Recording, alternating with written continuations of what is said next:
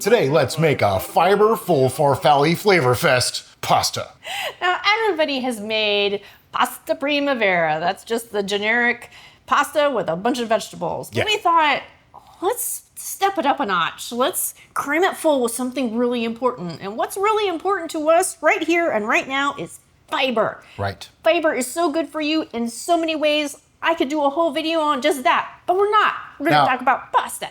Each serving has 37 grams of fiber, also has 3 grams of fat, 33 grams of protein, and 620 calories. So this is pretty amazing. And let's start off. What do we got here? These look like Brussels sprouts to me. Those are Brussels sprouts. And when we chose Brussels sprouts on purpose because they're full of fiber and they are a great little bundle of flavor. Now, I'm quartering them. In other words, I'm just cutting off the stem end, giving it a cut in half, and then cutting that in half. And we're starting with Brussels sprouts because they take the longest to cook. So they are gonna go into the pan first. By the way, in case you're wondering, yes, this is our new house. We did move. We're still trying to figure out exactly the best way to film these videos, but for today, this is what we got. Brussels sprouts are not equally sized because they're a natural occurring thing. They're a plant. So if you got a little tiny Brussels sprout, just cut it in half. Yeah, some of these are just halvesies. Okay, so I have my pan on the stove and I'm just going to turn it up to about 6 for temperature and let that warm up. While that pan heats up, I'm gonna chop up the carrot too because that's gonna take quite a while to cook as well. So for that, I think I'm gonna cut part of it in half that way so I have like 2 half moons and then just chunky. Yeah. Primavera is kind of a rustic thing for me, so I'm going with, slightly bigger pieces. There's gonna be a little bit of a bite and a chew to this. I like it that way. Our pan should be hot enough, so now I'm gonna throw these veggies right in there. Also, while we're here, I have a pot of hot water started for our pasta. As usual, this is a no oil cooking method. Yep. And that's why we're using our non-stick hex-clad pan, which Brian absolutely adores. Yep, so much that I bought like 5 of them. They're awesome. And if you don't want to buy them, I understand. But if you do, we have links in the description below. It actually helps out the channel because we get a tiny commission if you happen to purchase one. Speaking of those links, all of the ingredients that we're using today and their volumes will be in the description below as well. Next up, broccoli. Now, I have 2 cups on the recipe. It's about 2 cups. I mean, every recipe is a little bit forgiving, as you probably realize.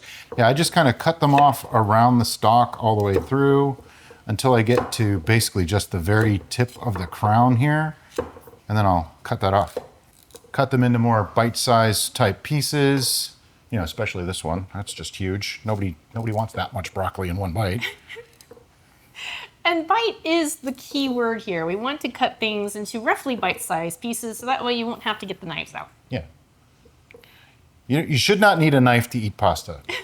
That's a rule.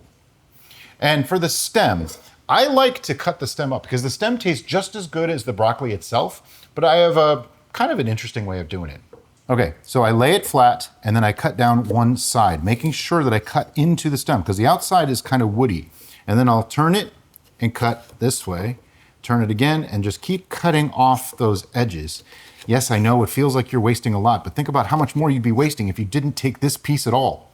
Cut off the end and then bite-sized pieces, and there's your stem. Okay, broccoli into the pan. All right, now that we have some of that in the pan, give it a little mix, just to spread things around a touch. Do you hear that sizzle? That means our pan is hot enough and the vegetables are releasing their natural juices to aid in the no stickage. Clean up. We got our scrap bowl here for our scraps, and that way we can compost.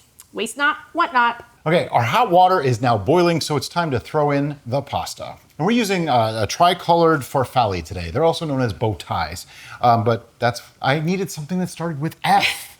So basically, you can use whatever pasta you like. Yeah. This works best with a macaroni style, but you could use a longer noodle if you wanted to. Farfalle is just a pretty size and style to use for this, but it all works. We could have gotten even more fiber had we used a whole grain or a lentil or bean type pasta, but instead we're just using plain old pasta. Next, we're gonna be using artichokes. Now, a lot of people get crazy about artichokes. They don't like them, or they'll buy like the whole artichoke and then not know what to do with it. I like the canned ones. We get them canned in water. Yeah. And oh my God, so different. Make your life easy. Get them canned in water and pre-quartered. And that way it's just dump, drain, and you're good to go. Yeah, see, that's how much work I had to do. This goes in the pan. More sizzle. We are using navy beans today as our protein of choice. Why? Because they have lots of fiber. So we pre-cooked our dried navy beans in our Instant Pot, and there we go. I did a half cup of dry, which comes out to about a cup to a cup and a half of done beans. So that's how the recipe is going to reflect it, like a cup to a cup and a half.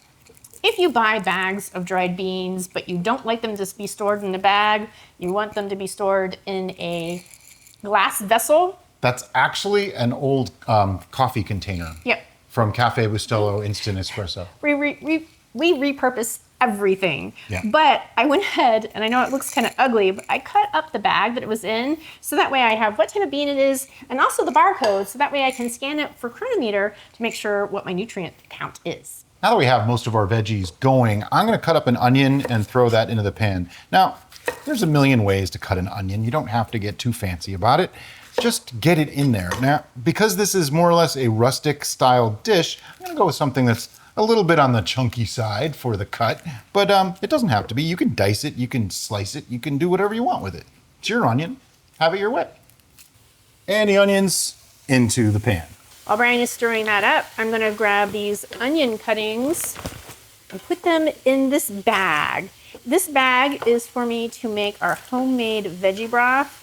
That way, I'm basically using stuff that would otherwise be garbage to make a delicious broth. I'll make sure to link that recipe in the description below. Next, going in is some greens. Now I have here about 4 cups of spinach. Don't hold me to the 4 cups exactly, because you know, if you pack it and whatever, a bunch of spinach, okay? And it's just gonna go right into the pan. Now I know what you're thinking. This is looking like a lot of food, Bri. Well, guess what? It is, but most of this is pretty low calorie stuff. So you can eat quite a bit of it and not really have any high calories or high fat. This is all just straight up veg at this point. You just want to mix that spinach in there. It'll wilt down, don't worry. It's gonna be a lot less by the time it cooks. I have something very important to talk to you about. I used to have the wire style spider that was like wrapped and everything, and it had a bamboo handle. When it was new, it was awesome. I loved it. However, over time, it started to fray edges, and I have more cuts on my hands from that. Derica does too, from cleaning it, and it never really got clean towards the end. So I went on Amazon and found this. At first I was skeptical. I was like, okay, can this really work? Yes, it works. So we'll have a link to this in the description. I think it was like $10 to $15. It wasn't very expensive, but wow, it works so well for getting the pasta out of pots and retaining the water, because that's important. That's like the magic ingredient when it comes to pasta. Now, if you were slightly confused like I were when Brian said retaining water, it's because typically you would pour your pasta through a strainer and all that pasta water would go down the drain. Pasta water is a magic ingredient, and that's what he meant by retaining the water. Starch water, yeah. I just realized I forgot to set a timer for the pasta, so I'm just gonna have to taste one to find out. Oh no! Farfalle usually takes 8 to 9 minutes, sometimes a little bit longer. That is not ready yet. The middle part where they squeeze it to make the shape, that tends to have to cook longer than the exterior part. Right.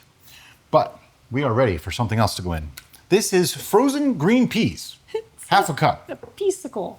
Yeah, it literally is. Because here's what happened, we moved. Yeah. So as we moved, frozen stuff got put into coolers and it defrosted slightly. So when you refreeze it, you get a piece-icle. But anyway, in the pan. Now, as you're doing this, if you notice anything sticking, like I have some liquid in here, so I'm not worried about it. If you see anything sticking, don't be afraid to add in some veggie broth or even just water, just a couple drops at a time to keep it from sticking to the bottom of that pan. So I have just a tiny bit there. Just give it a scrub with some of the veg. It'll come out. You don't want anything to burn. But at this point, our veggies are pretty well cooked, so I'm gonna turn the temperature down. I started at 6, I'm gonna be at like 4 now. I'm still getting used to this stove. I've used it a few times. It's just different. Our pasta is getting there. It's not quite fully cooked yet. Another 2-3 minutes, and that'll be good to go. Which brings me to something very, very important. You need a sauce. Right now we just have vegetables and beans and pasta. I have here a can of no salt added crushed tomatoes. It's the 28-ounce can. the big one. And I'm just gonna open it up. I like to use crushed tomatoes because it's kind of like a blank canvas for a sauce. You could just use your favorite jarred sauce if you wanted to as well. It's gonna carry over whatever flavors you happen to have. This time, I'm gonna add my own flavors. If you are watching the fat content, make sure to check the ingredients of those jarred sauces because you might be surprised of how fat-laden some of them can be. There's 0 fat per serving in this. Now, I know it can't actually be 0, but it's darn close to 0. And there's 7 servings in this container. So there's gonna be a couple grams of fat here, but still, the whole dish has like 6 to 7 grams of fat for 2 servings. All right, this goes in the pan. And see all that extra in there? Just put some water in there, swirl it around. See, I'm not wasting it. Except for that I spilled. And then we want to give this a stir. Okay, to this, I'm going to add a tablespoon, maybe a tablespoon and a half of dried basil. About the same amount of dried thyme. So that's like a tablespoon to a tablespoon and a half. I like it just a little spicy, so a little crushed red pepper flake.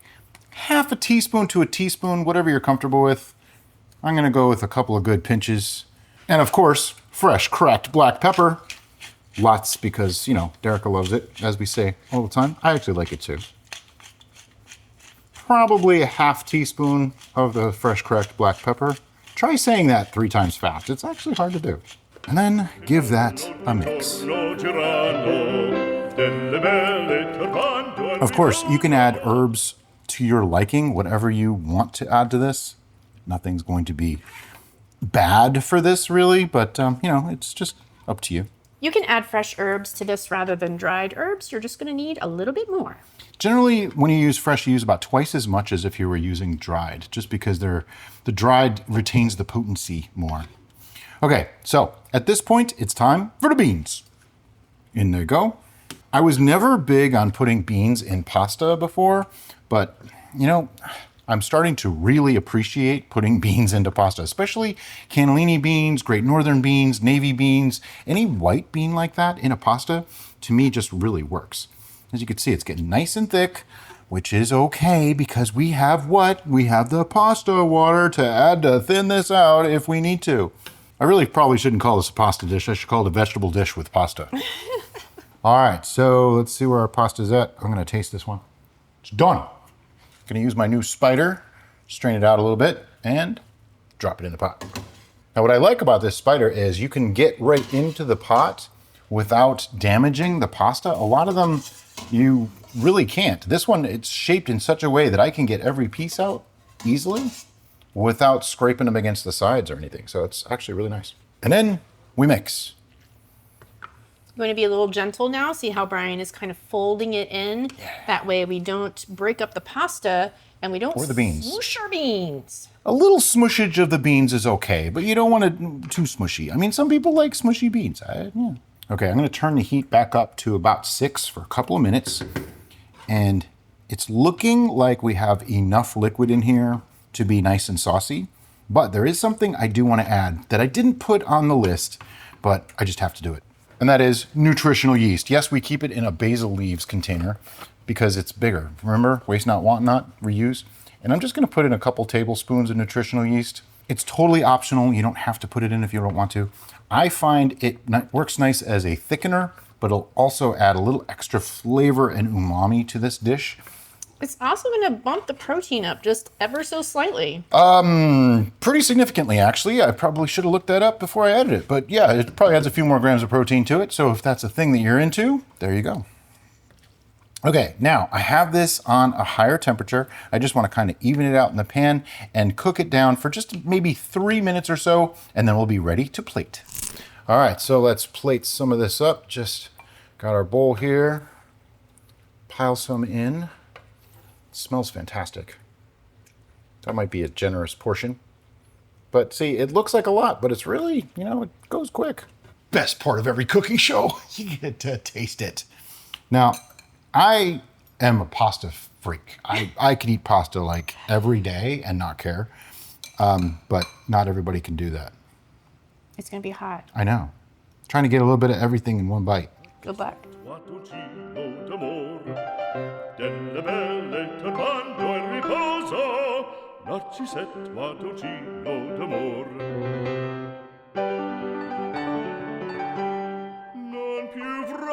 toasty panachini.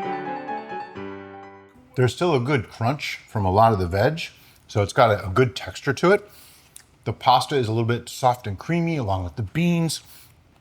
But the flavors in this, it's actually like really robust flavored, like, you know, the tomato sauce, robust flavors, rather than feeling boring or whatever. If you wanted to, you could add more nutritional yeast on top of this. You could put more red pepper flake on top of this. You can add parsley on top of this if you want to, whatever you like.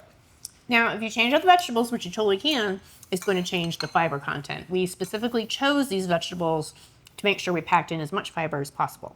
Also, this sauce wasn't cooked for very long, so the tomato sauce retains that bright, fresh, almost acidic punch to it. Exactly. Which is really great and enhances the flavor of the vegetables, in my personal opinion. Now that's something really important to know too. A lot of people think that you have to cook tomato sauces for a long, long time. Well, canned tomatoes are actually already cooked, and you can eat tomatoes raw, so there's really not a problem there. I like to do that where the tomatoes are still a little on the not stewed, cooked long side, because as Derica said, it gives that kind of acidic, punchy flavor that's really, really nice with dishes like this. It complements the vegetables really, really well. But anyway, make this. Get lots of fiber. Imagine, eat 2 servings of this a day and you have over 75 grams of fiber in one day. Plus, tons of other nutrients. Everything else in here is great for you. Make this. And as always, guys, thanks so much for watching, and we'll see you next time on The Bistro.